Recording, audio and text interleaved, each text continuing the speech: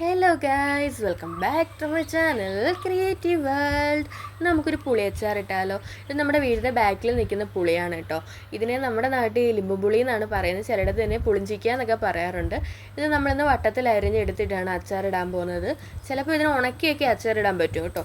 ഞാനിപ്പോൾ എൻ്റേതായ രീതിയിൽ അച്ചാറിടുകയാണ്.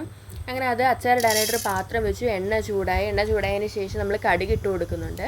അതിന് ശേഷം കറിവേപ്പില ഇട്ട് കൊടുക്കുന്നുണ്ട്. കറിവേപ്പില നന്നായിട്ടൊന്ന് പൊട്ടിക്കഴിഞ്ഞതിന് ശേഷം നമ്മൾ അതിലേക്ക് ഇഞ്ചിയും വെളുത്തുള്ളിയും ചെറുതായിട്ട് അരിഞ്ഞത് അതിട്ട് കൊടുക്കുന്നുണ്ട്. അതൊന്ന് മൂപ്പിച്ചതിന് ശേഷം നമുക്ക് ആവശ്യത്തിനായിട്ടുള്ള മുളക് പൊടി ആഡ് ചെയ്ത് കൊടുക്കുന്നുണ്ട്. നമ്മുടെ എരിവിനനുസരിച്ച് നമുക്ക് ഇട്ട് കൊടുക്കാം കേട്ടോ.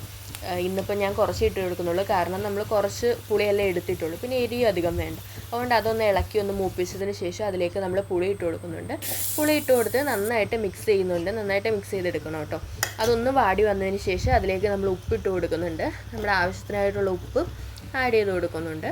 അതും ഒന്ന് മിക്സ് ചെയ്തതിന് ശേഷം പിന്നെ ടേസ്റ്റിനായിട്ട് നമ്മളാണെങ്കിൽ കുറച്ച് കായപ്പൊടി ആഡ് ചെയ്ത് കൊടുക്കുന്നുണ്ട്. നമ്മുടെ കയ്യിൽ ഇപ്പോൾ ഉള്ളത് ഈ കായപ്പൊടിയാണ് കേട്ടോ. അത് കുറച്ച് ആഡ് ചെയ്ത് കൊടുക്കുന്നുണ്ട്.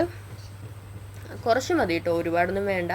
ആവശ്യത്തിനായിട്ടുള്ള ആഡ് ചെയ്ത് കൊടുത്തു. അതിന് ശേഷമായിട്ട് നമ്മളതിലേക്ക് നമ്മുടെ സാധാ ഉലുവയില്ലേ, അത് വറുത്ത് പൊടിച്ചതും കൂടി കുറച്ച് ആഡ് ചെയ്ത് കൊടുക്കുന്നുണ്ട്, കാരണം ടേസ്റ്റിന് വേണ്ടിയിട്ട്. അങ്ങനെ അതെല്ലാം കഴിഞ്ഞിട്ട് അത് നന്നായിട്ട് മിക്സ് ചെയ്തെടുക്കണം കേട്ടോ. ഇതിലേക്ക് നമ്മൾ ഒരു തുള്ളി പോലും വെള്ളം ചേർത്തിട്ടില്ലായിരുന്നു. പക്ഷേ ഇത് വെന്ത് വന്നപ്പോൾ ഇതാണ് അവസ്ഥ.